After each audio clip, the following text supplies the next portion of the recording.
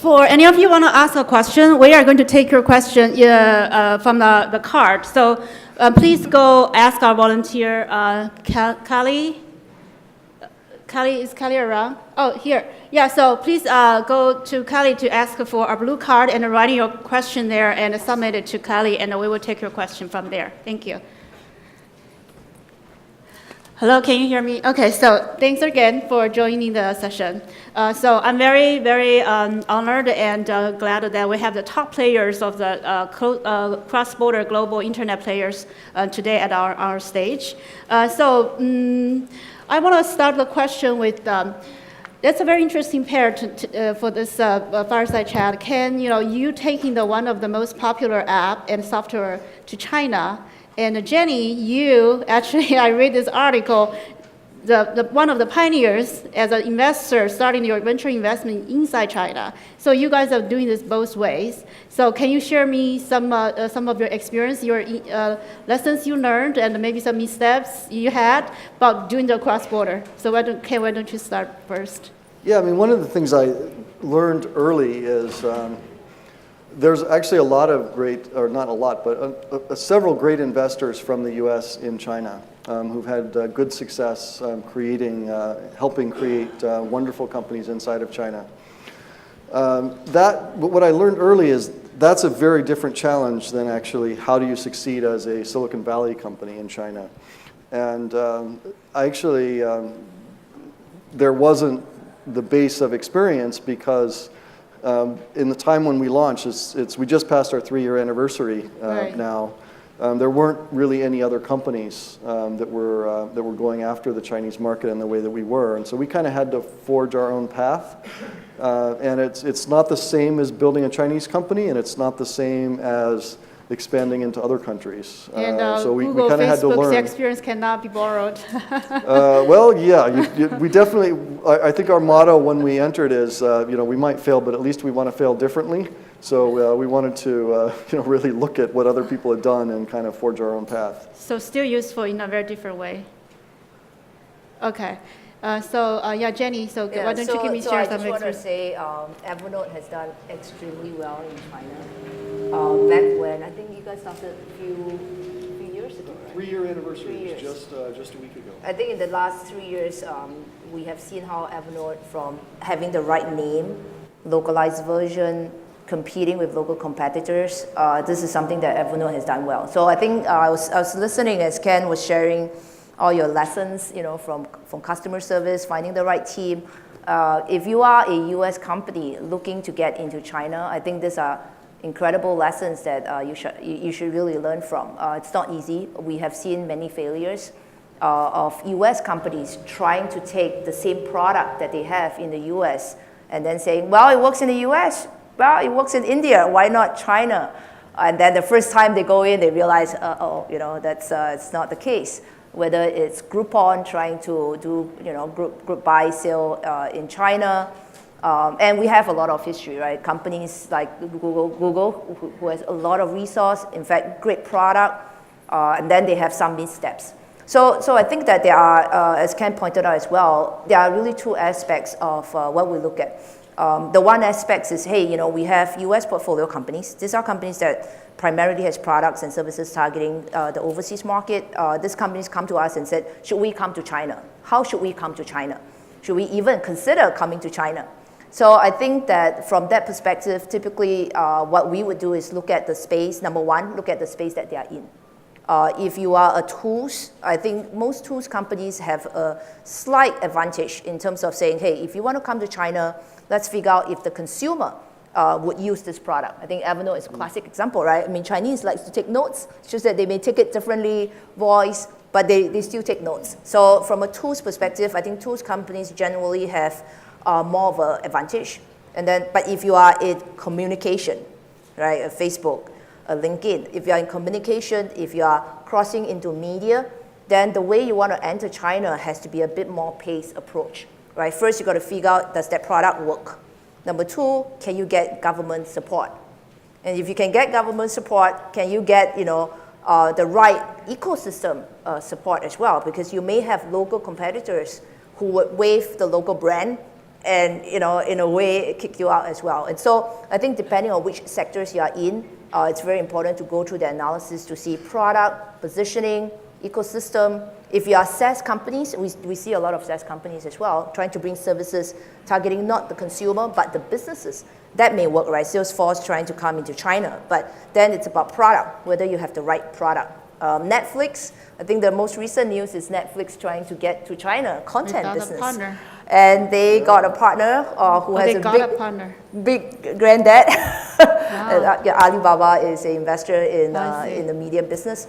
And so, so planning that right step is important. But I do want to say that it is, don't back off, because China is big enough of a market that if you figure out this animal, you're going to enjoy, a huge piece of the whole market, especially if you're targeting mobile.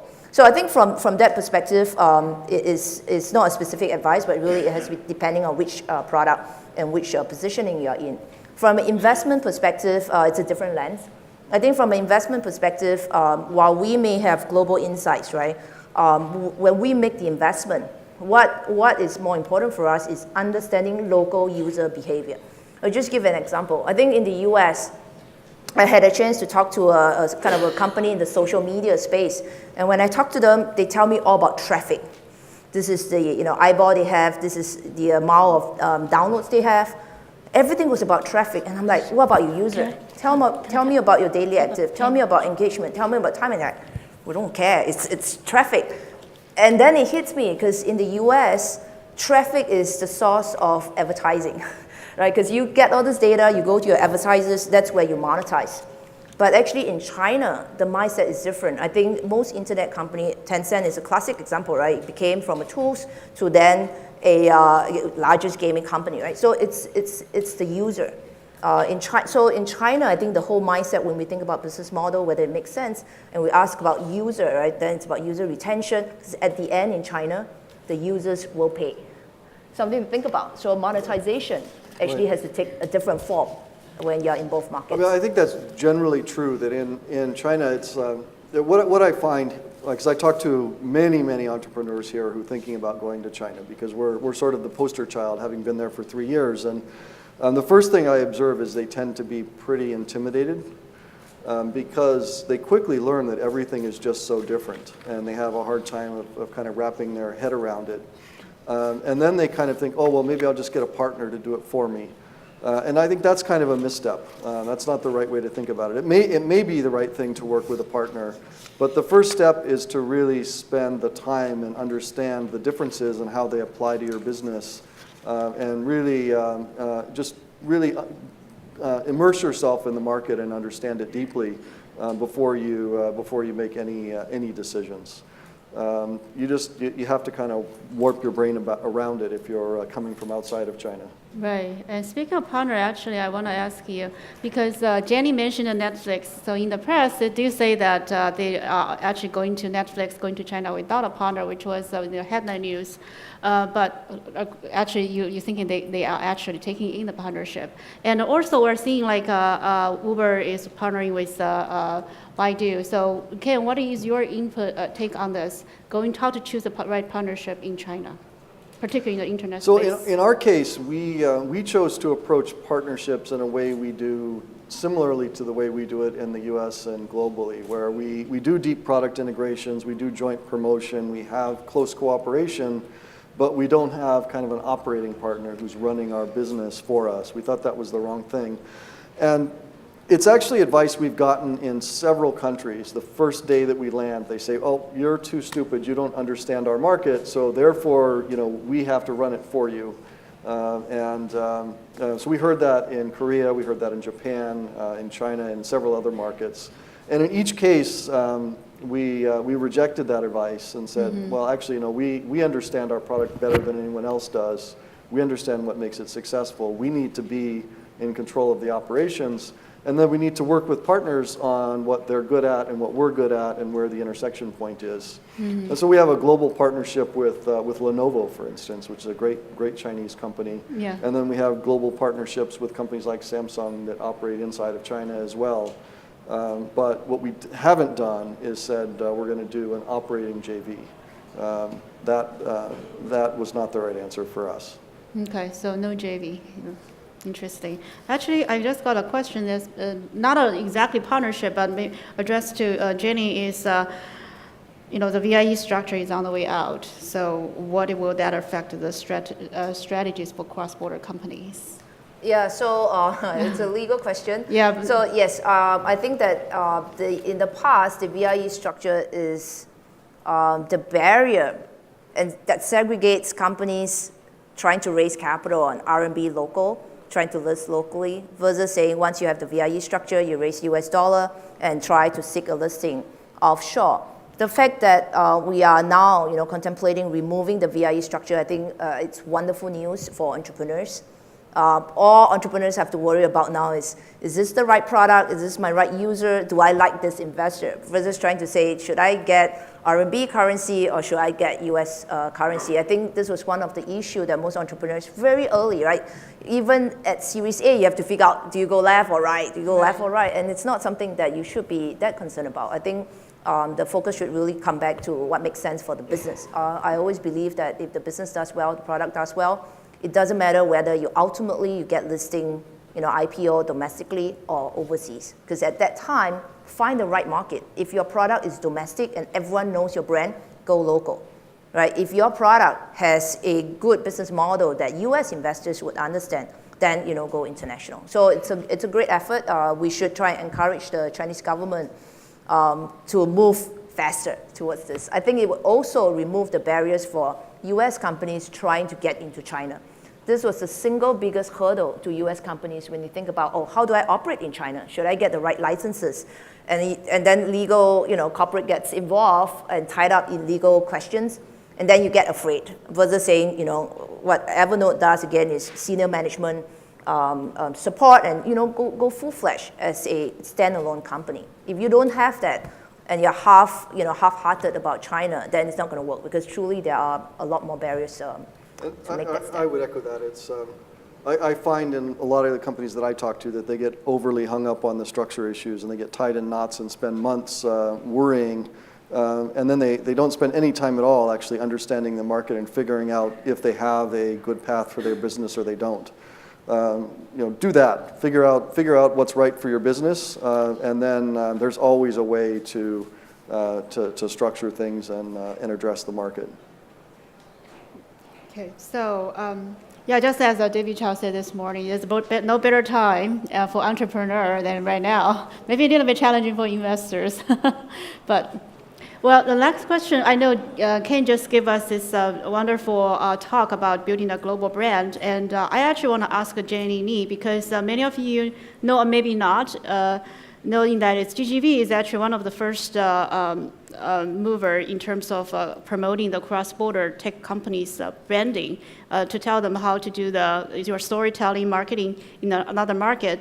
So can give us a very good demonstration of how your U.S. company going to China to build up your brand there. So I want to ask Jenny to give us some insider's view of how Chinese tech companies, if you come over this way, how you're going to address your branding issue, which is very important. Yeah, I think, so globalization. Globalization today has become a key topic. In the past, it used to be globalization for U.S. companies trying to go outside the U.S. I think today, in the context of China, when we talk about globalization, is can Chinese company too high, right? I mean, globalize outside. So a lot of times when we look at the company, again, every company is different. The globalized market, it doesn't have to be China to US.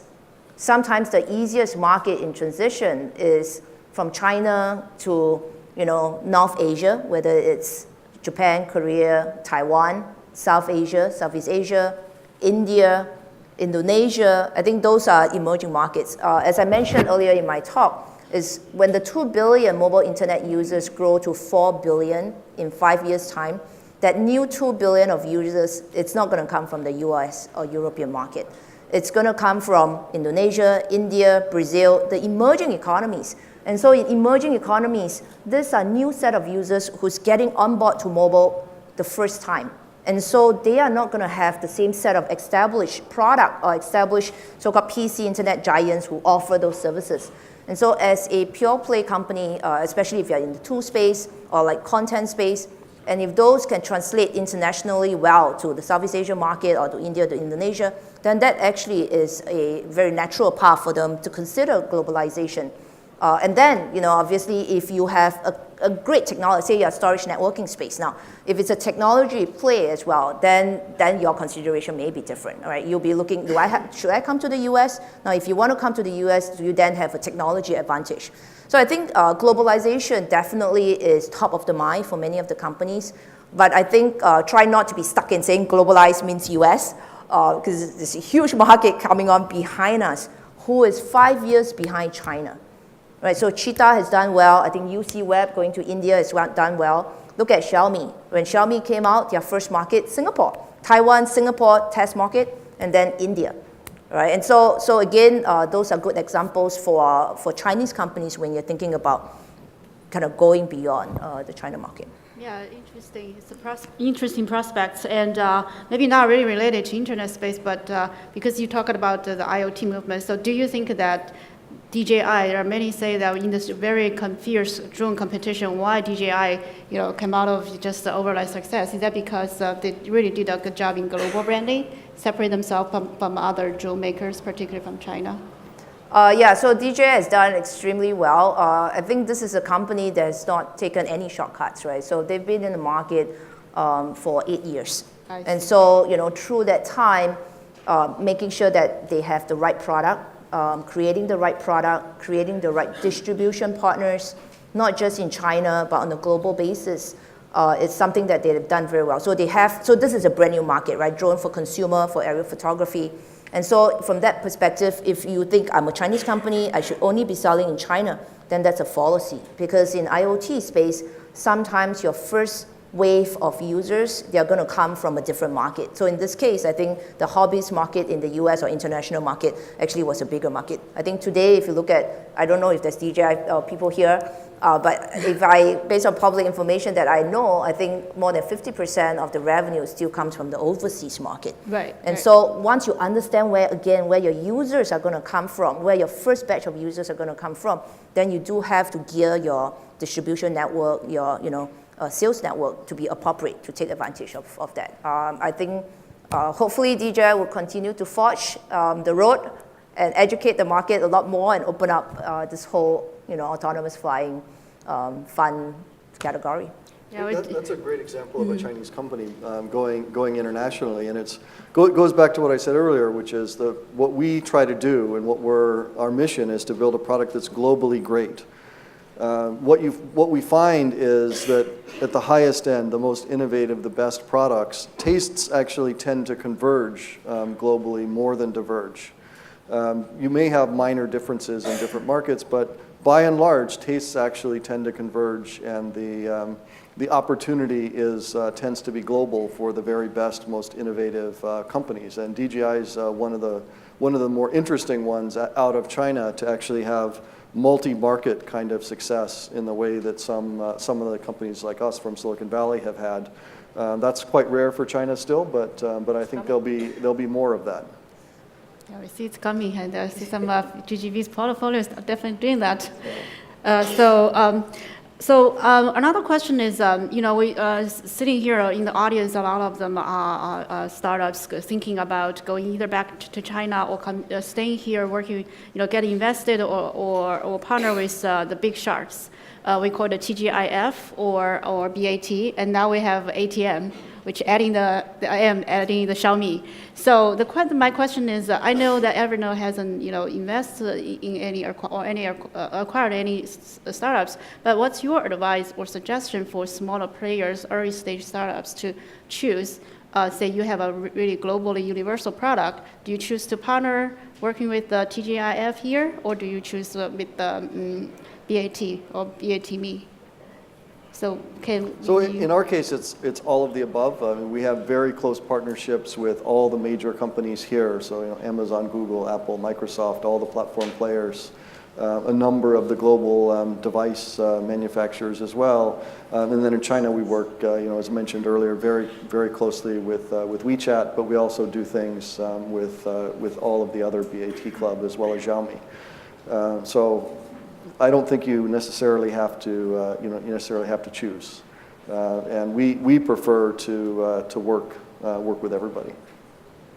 And Jenny? Yeah, so I think if you are in doubt, find an investor who understands the market, who can help you navigate who to talk to and what to do.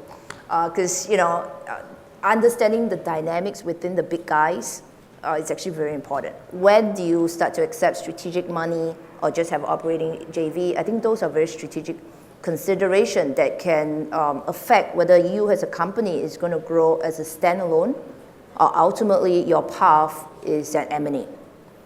In other cases where we talked about whether it's Uber going to China, working with Baidu, or Netflix going to China, working with a local player, that market by itself is already very crowded, right? In China, we have Didi Taxi and Kuaidi, which is really number one player. So as Uber coming in, while it's a great company, you are facing enormous competition. So you may have great global product, but that timing implies that you better move and you better move fast. And so if you have the right partner, Baidu is a great partner, would allow them to stand on an equal footing with the rest. So that's also that competitive environment that you have to consider. But then I think that find someone who can give you the right advice. I think that's always a good way to go before you jump in and say, okay, it's just capital, let me just get the money. It's not just capital. It's very expensive capital. Yeah, it is. So Ken, I got a question here.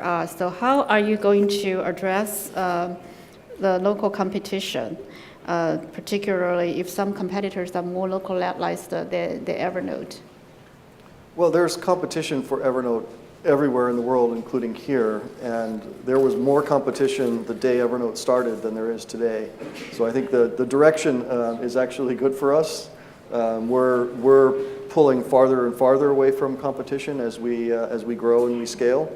But the day Evernote launched, virtually no investor would consider it because they said, well, there's already so many products that do all this stuff that are free. Why do you guys even exist? So we faced that question from the very beginning, and it's just less and less of an issue as time goes on. Mm-hmm. Once you get to over 100 million users, people say, well, maybe you figured something out by now. Okay, and the question right now comes very obvious. So the revenue model. Yes, you guys grow very fast, and our revenue model is direct. So we don't make money by selling user data, advertising, or anything else. We believe very much in alignment of interest with our users. So we make money when we build something great that our users want to buy. So that comes in three categories. If you're an individual consumer of the Evernote product, we have an upgrade, so that's a freemium model. And hopefully those of you that are already Evernote users will upgrade while we're here. We need more revenue. The second model is we do sell to businesses as well. And that almost entirely comes from existing Evernote users recruiting their coworkers and selling the business that way. And what's interesting about that actually is that works globally. Everywhere in the world it's the same, including in China. So if you think about the level of skepticism we faced as a consumer product in China, we had 10 times as much skepticism for selling to businesses in China. But it turns out that the same dynamic that works everywhere else in the world actually works quite well in China too. And China is our second largest consumer market. It's also our second largest business customer market. And then the third model is we also have physical goods. That's a small part of the revenue stream, but it's really part of our branding strategy to tell a story about how Evernote helps make you smarter and more productive in all aspects of your life. So earlier someone was asking me, well, what do I do when I go to this conference and I have 200 business cards? Scanning those into Evernote one at a time, that's kind of slow. I said, well, great, go to our website, buy one of our scanners. You can scan all of those in 30 seconds. There you go. Yeah, I can definitely endorse this because to manage this whole conference, we actually, HYSTA is nonprofit, so we have actually worked with freelancers from Nepal to do part of the work for this conference. So we definitely manage it through Evernote. So there's my endorsement. Very good. Another question for both Jenny and Ken is a private issue. Privacy issues. There are first movers have learned the experience, get blocked out from China, and we all know that iCloud also actually have their own separate server now in China. So there are some back-end issues with certain computers made in China were recently in the news. So how you two address that? How you handle the privacy issue in China? So for us, privacy and trust is core to the brand. Because you think about what Evernote is, we're asking you to put everything that is most important in your life in Evernote. So the trust component of the brand is extremely important. And so we focus very, very heavily on security and privacy. And one of the other reasons, besides just delivering great performance for setting up separate service inside of China, is just to deal with the perception issue. There is a sort of a bit of mistrust and misperception.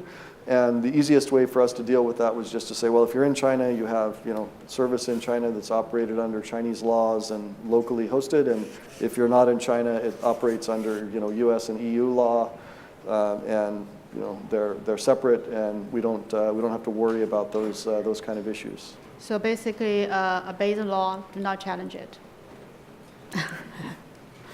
Jenny, I think that in today's internet world, for all the consumer around here, if you're concerned about privacy, you should not be using your phone. You should not be tying into a local Wi-Fi, because everything that you do on the local Wi-Fi can be sniffed out. Right? For those who is in technical, your email's not secure, your WeChat's not secure. The information is stored. So I think that the new age consumer, the 10-year-old growing up, the 20-year-old growing up, they have an innate trust of the internet. They trust that this information that's out there, it's out there. We need it out there because it makes our life better. Because we have our social network, we have our friends we want to share, and so it's a balance, right? Do you want to live a life where no one knows anything about you, and then it's safe, or do you want to have a more enhanced social interaction, work, friends, but that underlying is that there are some risks. That this data would ultimately be out there. What you say today, it's going to be out there. So I feel that from a consumer perspective, that acceptance level is actually very high. I think the conversation around privacy, it's a bit more government, it's a bit more legal. Companies offering services, apps, they have to do their best to protect this, but you have the data. And so how you position, how you use the data is all integrity based to a certain extent.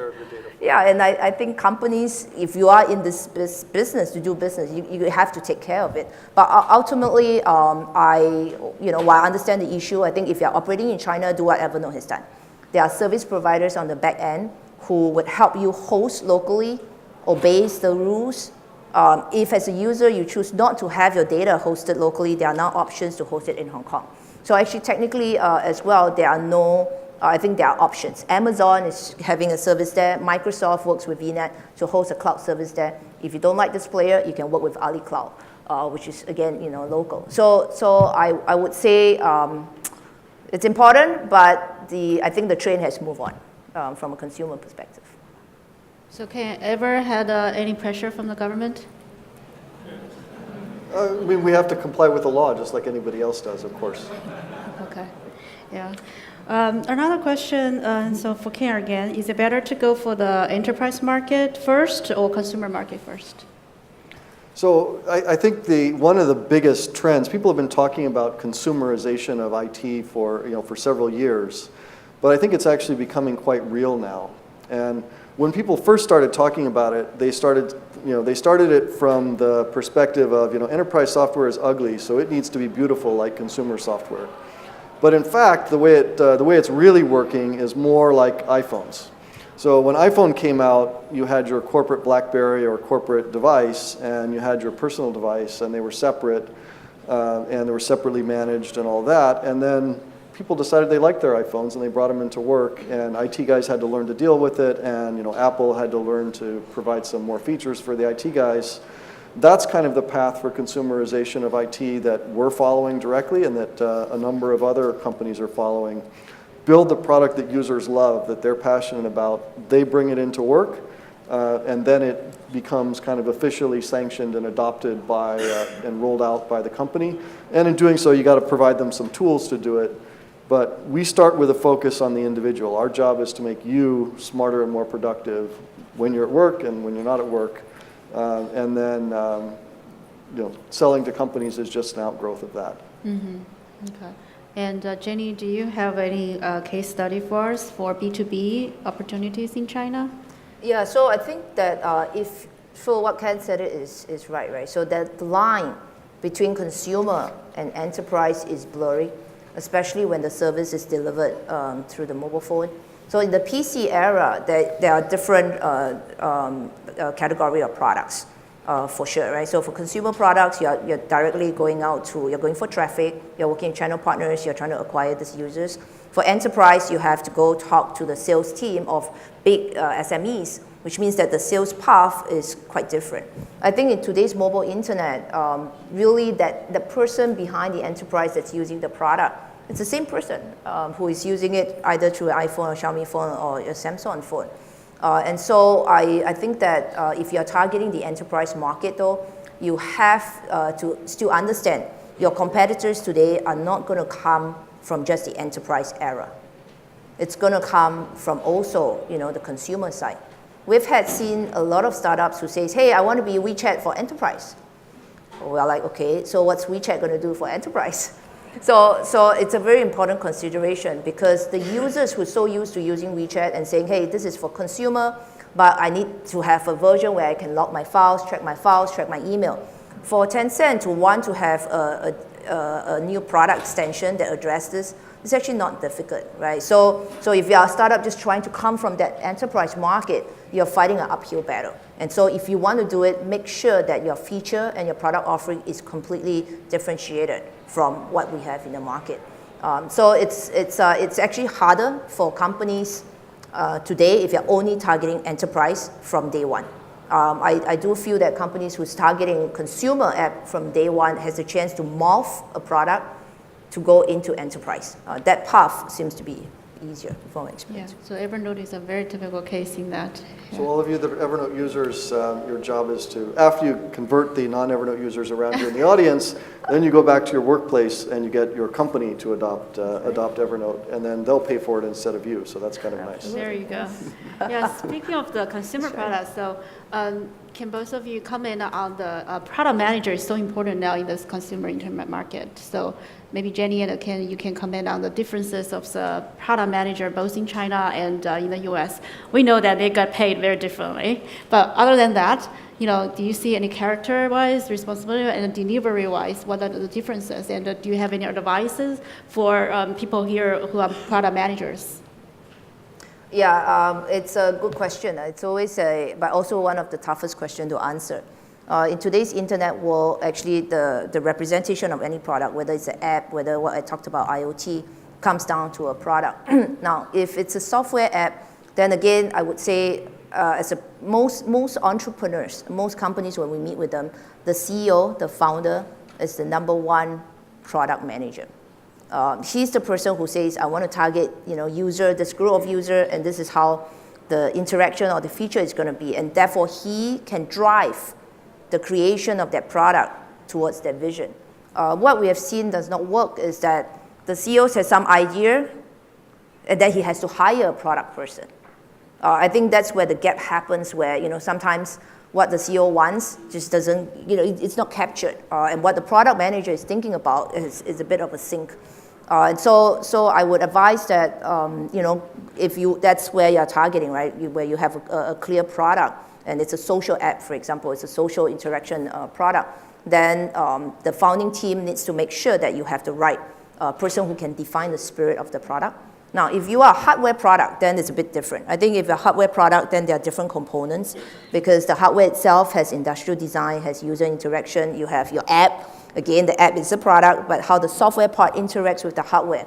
So again, I think from that perspective, you may need to have different types of product managers to drive those products, but ultimately it has to come down to what's the user that you're trying to engage with. So it's I would say it's a harder equation for the IoT guys. But nonetheless, I think understanding user behavior is the core to being a good product manager. And you have to, equip your team appropriately in both situations. Well, I think in that respect, there's been a very clear evolution in that, that role of product management and what that means. Classically, in an enterprise company, it's more, what's the checklist of features? What are the things I need to give the user to sort of meet their requirements? And prioritizing which feature is more important that is associated with a bigger market than a smaller market, all that. So those kind of trade-off management was sort of classic product management. In the world that we're living in, where we're addressing the individual and we win because the consumer loves the product and they want it, that isn't the way consumers work. You don't win an individual consumer by saying, my checklist is longer than their checklist, or I have this feature and they don't have that feature. Users actually, they do care about features, of course, but that isn't the core of it. The core is really design thinking and design-led thinking. It's what is the user experience that the individual wants? How should that feel? What's the right workflow? And so we've embedded that thinking very, very deeply in our corporate culture. And so our head of design, is top to bottom. So it involves our physical products. It involves the UI interaction of the software itself. It involves the design of the sign on our building, the physical environment of our building. All of it is part of the design culture of Evernote, and it's all driven by a really, really strong design team. So that design-led thinking is where is really kind of the pivot point. Mm-hmm. And then the product manager's job is to deliver against that vision and that design in a way that's very beautiful, rather than kind of meeting a spec and a checklist. Right. So there was a saying that the last generation of CEOs are Larry Ellison, salesperson, and the next generation of CEOs are Mark Zuckerberg, a product manager person, right? So now I'm seeing a new one that actually can blur the line and also knowing design and user experience. So that's the next generation of the CEO of Airbnb is a designer. So So there you go. This is the best experience. Yeah, we actually have John Mayada, this designer, to give us a talk tonight. Yeah, so to talk about how design is important. Another question for Jenny, and because we know that Jenny has to leave, so there are a lot of questions for her, because I'm sure a lot of you guys want her investment. So there's a question for you, is that can you compare the U.S. startups and the GGV have invested in U.S. startups like Pandora, and yours in China, you guys invest in many good ones, like YY.com. So what's the major differences between the startups in China and in Silicon Valley?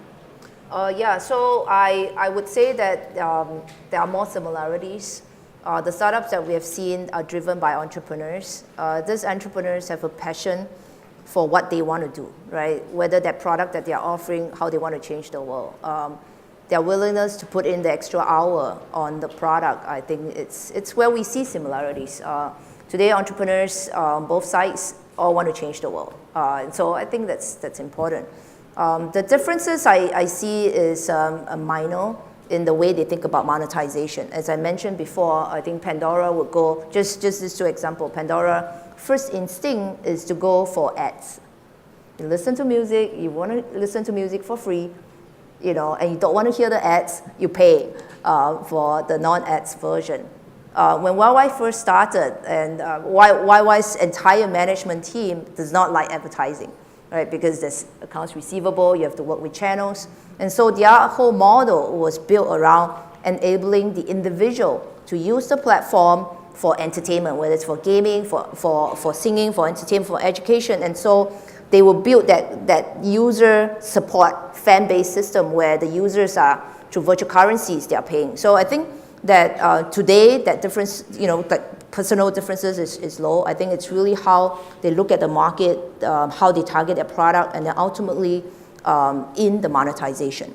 And so, for us, we don't want to force companies to adopt a model that doesn't make sense for them, right? So in China, we will encourage them to understand the users and then go around that model. Now, there are situations, though, I still remember, I think 5 years ago, when we talk about gaming. So the world of online gaming is really started by don't know if you guys are gamers out there, but HYSTA, right? So when HYSTA first come on, they said, let's do internet cafes, online gaming, and once you're all online gaming, there's no issue about pirated copies. You just pay for free to play, and then you pay for virtual currencies. At that time, we saw this model grow. Other companies come in. You have NetEase that comes in, Tencent that comes in. So it's created a huge online gaming community in China. But when we shift our lens to the US, and we are investors on both sides, right? We realized that US companies are still very stuck to time-based. And they said, okay, World of Warcraft is time-based. The US gamers only like this model where you pay for time to play. So for the longest time, is it true that you have two different demographic, all gamers, but one who pays for time, one who does free to play? And then for one of our portfolio company, we actually advise them, right, for this new game that's coming out, you should try the free-to-play model, have a version that is, based on levels. And when they tried it, their first 3 months, they had enormous success. And the CEOs was like, they never thought, they planned for the number of users to, say, 1 million users, to reach 1 million users in a year under the paid for time. And when they tried the free-to-play, it took them less than 3 months. And these are US gamers. And I think that's an epiphany at that time to say, hey, we always thought these are two separate demographic, but in this case, actually it is wise to do some, trial and error and check, because you save 9 months and you created a business model that can sustain itself way better than just, pay for time. So I think those are the little trials and errors that we will also encourage our companies to try. For example, IoT space, right? In the US, IoT companies, they like to sell at a premium, right? All the products are priced $150 to $200 US. They make about 50% gross margin. Then you go to China, and you see Xiaomi that says, hey, I'm going to give you great price performance, high price performance ratio companies. We make 10%, and then they sell in volume. So, can that strategy, right? Great one single SKU, drive through volume. Can that work in the US situation as well? Now, I think the verdict is still out there, but I do encourage companies to experiment a little bit with this business model, because you may find that something that you think it's not going to work in the US actually may work pretty well if you adopt some of this business model from China, and vice versa. Yeah, actually, that's a very interesting point, because Jenny is one of the earlier flag wavers about hey, watching out. There are a lot of new innovations coming out from China's business model, and 1 year later, after I heard her first time she say that, now all the news and press, including the English tech media, are talking about, oh, there are a lot of the on-demand model actually came out from China first. So can you address a little bit more about that? For example, in China, we're talking about Internet Plus, all this kind of thing that offline, online, how it can combine together. In the Silicon Valley, we don't even heard of this type of thing, Internet Plus. We have sharing economy, we have on-demand, but all these models starting getting innovative in the Silicon Valley, which have you could probably have seen in China. So can you address a little bit more on that? Yeah, I think the shared economy or decentralization trend is a trend that's happening on a global basis. I like to say that in China we see a bit more innovation because as a Chinese myself, I think we're lazy by nature when it comes to our life. More than Americans? We're extremely hardworking when it comes to work. So we'll work 18 hours of the 24, but for the 6 hours that we're at home, we're very lazy. So that's my theory. And I think that why? So a lot of us, so China is in the urbanization trend. I think a couple of years, 74% of China population will be living in urban areas. Right? There are 200 over cities with over 1 million population. What that means is that the cities in China are going to get more and more congested. Folks who live in Beijing and Shanghai knows. For you to get from one point to the next, it takes you an hour and a half, 2 hours, 3 hours, battle the pollution in the air, battle the traffic on the ground, and then, and then line up when you're physically there. So what that does is it's created an industry where they said, well, why don't you stay at home? I kind of talked about this a little bit about me economy. If you stay at home and now we harness the logistic to send that services to you, it's actually efficient on both sides. Right, the folks who may, let's say if you are haircut, right, so you're doing a hair studio, you have to sit in your shop, wait for your guests to come. Many times your guests are late because they are stuck in traffic. Versus now you said, hey, if you schedule this well, you have this hairstylist that goes visit your clients. So you reverse the model. I think that's where we see that when you reverse the model, it has value from a consumer perspective. I can now stay at home, be efficient on my way home, order a meal, get it done, eat at home versus trying to, hang out at the restaurant. So I think culturally, environmentally as well, it is forcing entrepreneurs to say, if I can meet that need, and that need, once you multiply it by the number of users in each city, can be pretty sizable. And that's where we see some of this innovation that's happening. I think in the US, it's happening as well, but because US tend to be a bit more diverse. Actually, if you compare, in the US, there are about 9 cities with 1 million in population. That's 9 versus 200. Right. This is a substats there. So so I think understanding this as an investor allows us to say it's going to take off faster in China, but the same model can be ported to the US, and in a specific city, it may take off as well.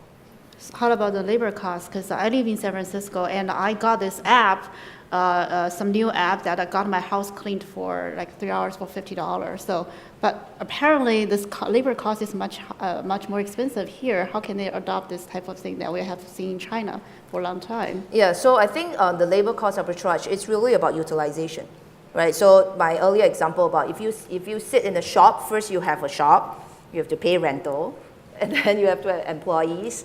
Then you have to wait for people to come. And Right. your operating hours, you may be like 30% utilized. Whereas if you're a person kind of on the go, you can actually schedule, and so for $50 per hour, you can have 10 fully built. So I think at the end, you've got to work through the math. Not every business model is going to work, but if you work through the math, it should be more efficient on both sides. I think Uber is a classic example, right? Of saying, hey, let the drivers figure out when they want to take on passengers, and try to do that matching as So well. it's a utility, not really about the cost per hour. Yeah. The cost will work out, I think, for the right business model. Okay, yeah. Well, there's a saying that people in San Francisco, the rent is very expensive, but there's one perk of living in San Francisco is we have all this VC subsidized lifestyle, have all those on-demand apps, backed up by VCs for the future. So in the meantime, enjoy the subsidized services. from VCs, yeah. Another question for both of you, actually. Can you comment on the Uber's approach in China? Or in other words, how do you see your next high growth from China, particularly for a company like Evernote?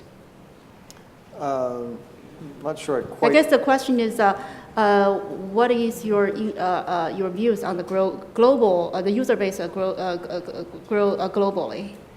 Yeah, I mean, so for us, we're addressing people, knowledge workers broadly defined. And really all that means is people who work with their heads instead of their hands in their day-to-day life. That's the fastest growing demographic everywhere in the world. It's growing even faster in China than it is in more developed markets like it is in the US. There's easily 1 billion people like that globally, and that's growing very, very fast. It'll quickly be 2 to 3 billion. So that's our core market. And that's the growth. And we would expect that as those populations grow faster in other countries, we'll follow that. Is China your next biggest target? Well, User growth? the U.S. is still our fastest growing market, Okay. but it's only about a quarter of the total as well as a quarter of the growth. China is second. I can foresee a time when China is first. Okay. So I guess the last question, I know Jenny has a flight to catch. It's about hiring. So this is probably the challenges part for all the startups. Can you address, both of you, how to hire good talents when you're going to a cross-border market, and particularly how can you motivate well for Chinese talents to working for a company like Evernote for this Uber? Yeah, so hiring China. great people, as it turns out, like when we choose to be in the top most innovative cities in the world, they tend to be the most expensive. Like Beijing is not the cheapest city in No, it's China. expensive. Zurich is definitely not the cheapest city in Europe. Sao Paulo is not the cheapest city in Brazil. When we go to those places, it's because that's where the best talent is. But the flip side of that is it's always very, very hard to recruit. We have a bit of an unfair advantage in that because our user base, by nature, tends to be the smartest and most productive people in the economy. That's where we skew to. So they're the best people to hire. And then when we hire them, they also have an affinity and an understanding for the brand and the product automatically because they're already passionate users. So we've hired most of our staff in China off of social networks, and the remainder just through friends and connections of the people that are there. I remember one story early on. We were looking for a great customer service guy, and we just looked on Weibo for who was making like really good comments, and we found this kid up in Harbin, which is like the equivalent of Anchorage, Alaska to here, and said, "Wow, this is great!" And so we just wrote him a direct message and offered him a job, and he bought a train ticket and came to Beijing and went to work. Wow.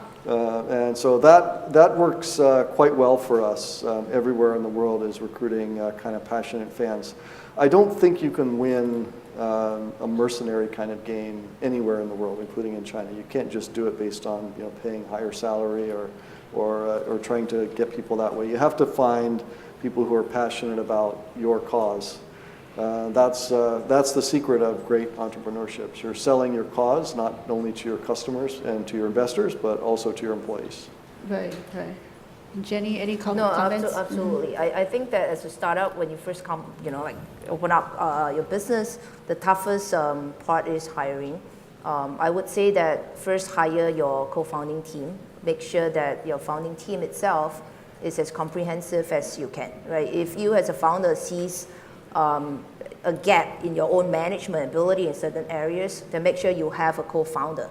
I think it's okay not to do startup all by yourself. It's okay to share that with a bunch of your fellow co-founders. I would say we have seen maybe 3-4 founder team to be a very good combination as a start off. And once you do that, then I think that it's about so hiring, and once you have a product that's launched in the market, then hiring people who are your beta testers, who are giving you the advice. I think the raving fans analogy, that's a very important one, because they would then spread the words in terms of, hey, why is this product cool? I should get my friends to come in.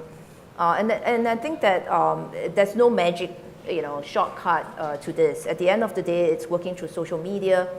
If you're trying to hire international, say you're a Chinese company and say, hey, I want to have a R&D shop in the US, then I think you need to then cross the next hurdle, which is branding, right? A Chinese company coming to the US with no brand, no one knows who you are, it's hard. You're not going to be able to hire the right kind of people. And what happens is a Chinese company coming here tends to only hire Chinese on the ground.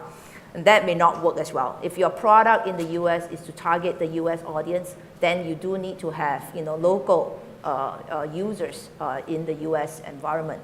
And so in that sense, then, speaking at media, speaking at forums, I think speaking at HYSTA's conferences, Thank you. Those are actually very important, because then you need to raise the brand awareness of your product, at least what you're doing. That CEO needs to be on stage evangelizing and say why you are cool, because that's where you can hire that first leader in the US market who can help you recruit the rest of your team members. Right, No right. shortcut. Number one job of any CEO is to hire and build a great team. We actually, Betty, can you put on our HYSTA trending? We have a HYSTA 2015 trending in Twitter. Say something very clever, and you might get hired by GGV or by Evernote. Yes. So I know that we're running short of time right now, but I really want to thank you both Ken and Jenny for precious time to come here and talk to us. And let's give them applause. Thanks.